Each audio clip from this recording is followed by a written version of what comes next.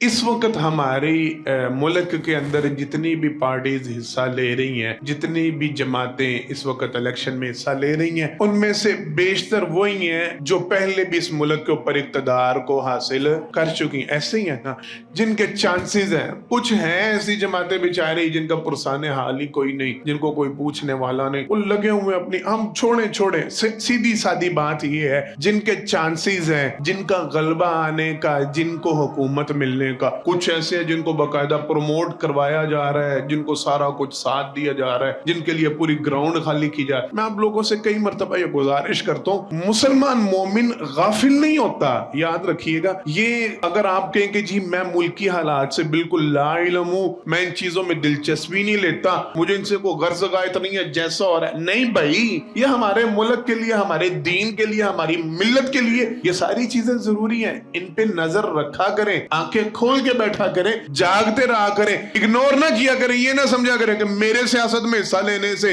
या मेरी खबर रखने से क्या होगा। क्यों?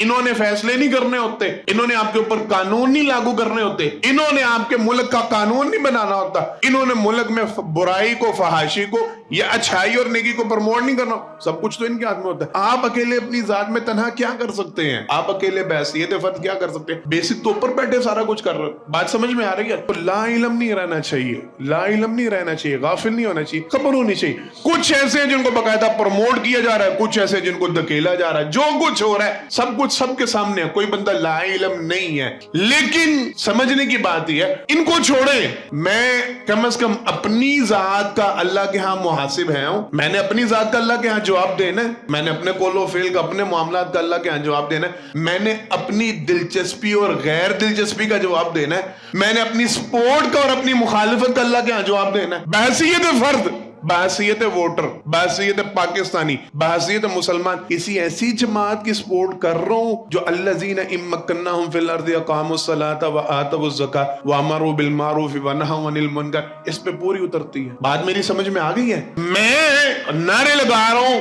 मैं पैसा भी लगा रहा हूं, मैं खर्च भी कर रहा हूं, मैं तबलीग भी कर रहा हूं, मैं लोगों को दावत भी दे रहा हूं, मैं अपने मनसब, अपने मुकाम, अपने मर्तबे का ख्याल जोड़ के मैं लोगों को समझा रहा हूं। नहीं यार, आपको नहीं पता, इस दफा हालात वो, एक मौका और दे, अब ये हो जाएगा। भाई देते हैं मौका, करते हैं सारा कुछ, गौर व फिक्र भी करते हैं, तवज्जो भी करते हैं, पैसा भी लगाते हैं। गौर करें, क्या जब इनको गवर्नमेंट मिली थी, क्या जब इनको इक़्तिदार मिला था, क्या जब ये हुकूमत में आए थे, इन्होंने नमाज कायम करने के लिए कोई फेल इख्तियार किया था? इन्होंने ज़कात की अदायगी के लिए कोई मंसूबा बनाया था?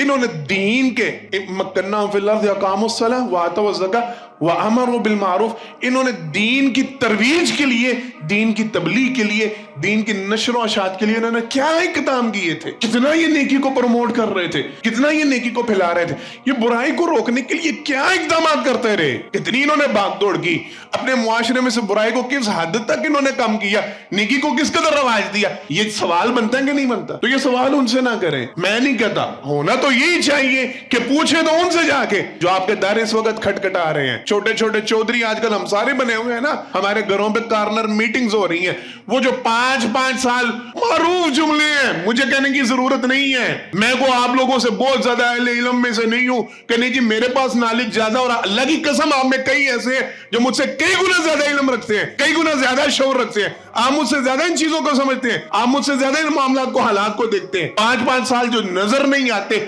आज वो आपके तरले कर रहे हैं और मीटिंग ते रखा दो। शेख साहब तुसी तो गायब, शेख साहब नहीं थे गायब, तो आप थे। चौधरी साहब तुझसे लिफ्ट ही नहीं करा दे, और चौधरी साहब को 5 साल आपने नहीं लिफ्ट करवाई, आपने नहीं चेहरा मुबारक दिखाना मुनासिब समझा, आपने कॉल अटेंड करना मुनासिब नहीं समझी, आप नहीं आए।